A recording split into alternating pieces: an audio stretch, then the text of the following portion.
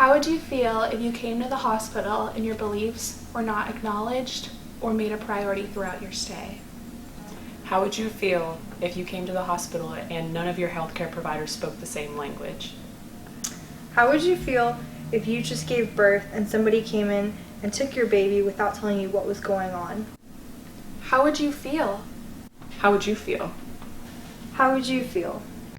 Having culturally competent care is incredibly important in the hospital. We as nurses are there to make our patients feel safe, comfortable, and welcome during their visit. How can we do that if we're not respecting their cultural beliefs? It's just like respecting anyone's religious beliefs, which we are used to doing now. If a woman came in and asked for a specific spiritual leader, I would go out of my way to make sure she got who she needed to speak with. If she wanted something to happen with the placenta after birth, I would make sure that our team knew and that we could fulfill her promises. If she wanted her baby to wear a red bracelet around its wrist, I would make sure to let my other team members know so that way they don't take it off by accident and disrespect her beliefs. Throughout this video, you will come across some scenarios of a nurse giving care to a Hispanic woman. See if you can point out the culturally incompetent care and see if you can point out her culturally competent care. Observe the patient's initial interaction with the nurse. Observe the nurse's body language. Observe her boundaries between the patient. Look and see how much physical touch she's using. Look at the reactions the nurse has when she confronts the patient about what type of food she's eating and why she has so many people in the room. And overall, look at her nursing care. Hello? Hello, how are y'all doing today? Oh, do you speak English? A little. Me ¿Qué dice? que si habla inglés. Oh, no. Oh, I okay. speak more English. Okay, so can you translate for me? Mm-hmm. Okay, good. My name's Casey. I'm gonna be the nurse taking care of you today. So, ella se llama Casey y es la enfermera. So I just need you to tell your mom that I'm gonna do a few things to check on her baby, make sure everything's good. Que va a hacer unas cosas para chequear el bebé. Okay. Can you ask her what her pain is? ¿Tienes dolor? Sí. Poquito. A little bit. Okay. Now I need you to go ahead and tell her I'm gonna touch her belly to feel the baby. Que va a chequear tu estómago para ver el bebé. Oh, okay. Oh, no. Your belly. Para ver el bebé. Oh, okay. Okay, lay back. No, wait. Ay, Oh, does that hurt? Duele. cuidado. Oh, She said okay. be careful. Okay. Now I need you to tell me to listen to her breath sounds, okay? Que va a escuchar que cuando respira. Pero necesita sentar un poquito. Alright, tell her to breathe in. Respira ahí adentro. Adentro y afuera.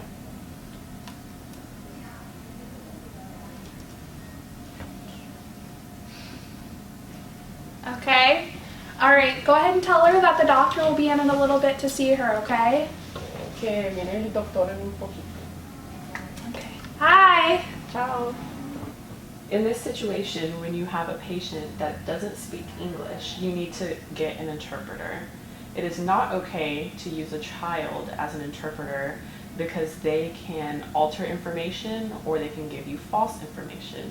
They might not also want to give you information that is saddening or detrimental about the mother. There are some tips that can be used whenever using an interpreter. You need to allow more time for the interview because going back and forth will obviously take more time. You need to meet with the interpreter before the interview if possible in order to give them a background about the patient, build a rapport with the interpreter so that way the conversation doesn't look so manufactured. You need to set the interpreter next to or slightly behind the patient. As a nurse, you need to speak directly to the patient and not to the interpreter, so this builds rapport and trust with the patient. You need to ask one question at a time and speak in short and direct sentences. Use the teach back or show me technique to ensure that the patient understands all of the information. Who is it?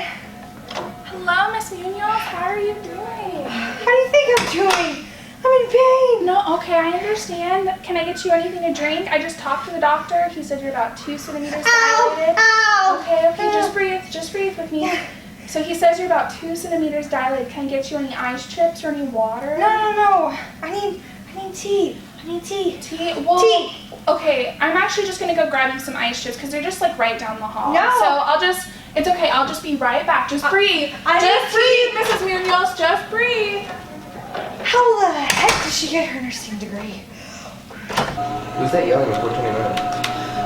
It's just Mrs. Munoz. You know, she's like 2 centimeters dilated and wants this tea, but I'm just gonna go grab her ice, you know? Ugh, just. All right, 1, 2, 3. Push! No! Push! You're almost there! It's a boy! Hello, how are you two doing?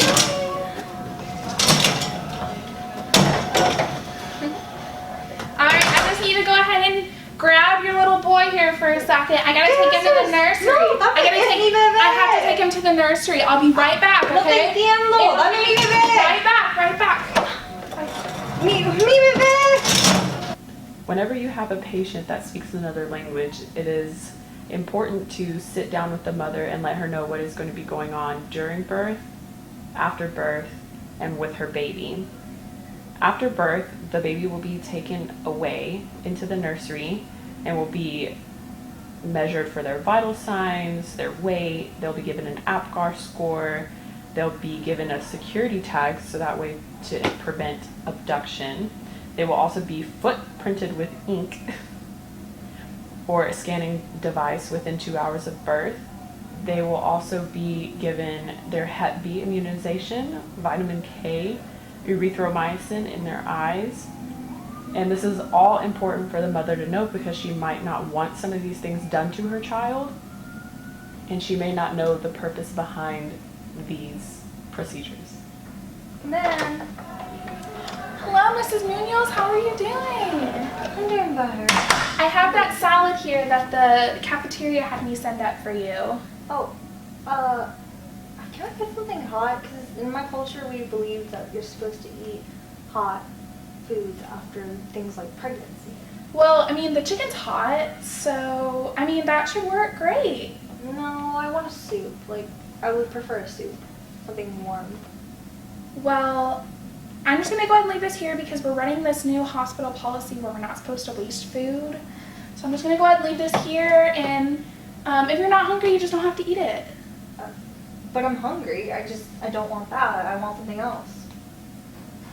Okay, well, I'll see about that, but here's your salad for now, and I'll be back in a little bit, okay?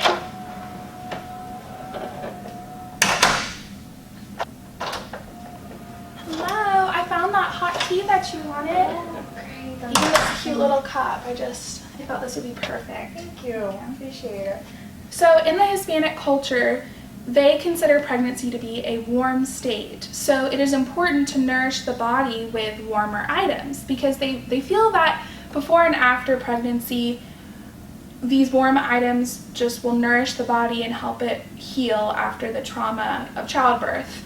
And it's important because, you know, I may have offered ice in the earlier the video, but that's not what she wanted. She wanted the hot fluids. And, you know, hot fluids is better than no fluids, so we want to keep the mom well hydrated and well nourished. Hi, look at the baby! Oh, hello everyone! Oh my god! Okay. Hello. Look at the tears! Have you washed your hands? Well, yeah. Have you washed your hands? Fairly recently. Oh, how are you guys up to date on your immunizations or? Yeah, probably. I think so. Okay, how about I have you guys leave the room real quick? I just need to talk with the mom. Well, No, I'm just gonna talk with her for a little bit, just about the baby. Can we come back? Yeah, just in a little bit, maybe later. Yeah, but okay. Bye, y'all. Bye.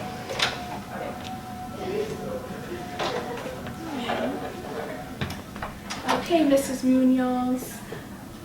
So, Mrs. Munoz, just so you know, whenever you give birth to your baby, they don't have any, their immune system isn't built up yet to the outside world. So when you have people come in who haven't washed their hands, who aren't up to date on their immunizations, it can really be detrimental to their immune system. So it's important just whenever you have visitors just to have them wash their hands, make sure they're up to date, make sure they're not sick or anything, because that could really hurt your baby if they do come in and they're sick, okay? And just 2 people at a time. Just so you don't overwhelm the baby. Okay, thank you. So what kinds of interactions did you observe with myself and the patient during the film?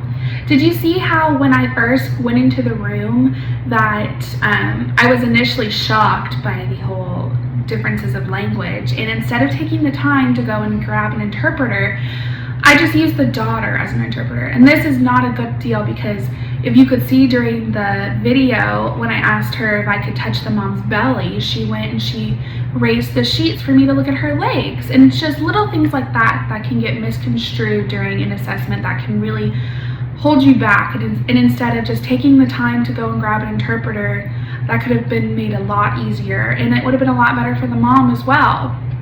Also during the video, you could see how I maintained like a larger distance between myself and the patient. And commonly with the Hispanic culture, they're very touchy-feely, and a nice touch on the leg or a touch on the shoulder or even a handshake is considered very respectful, and it's just something that shows that you care. And it's just little things like that when I take the time to, if I would have taken the time to do those things, then it would have been a better stay for the mom. If you notice, during the beginning of her stay with us here at the hospital, I went in and offered her ice chips when she rebutted with how she wanted a hot tea item. Or when after she gave birth, I offered her this cold salad instead of this warm cup of soup that she wanted.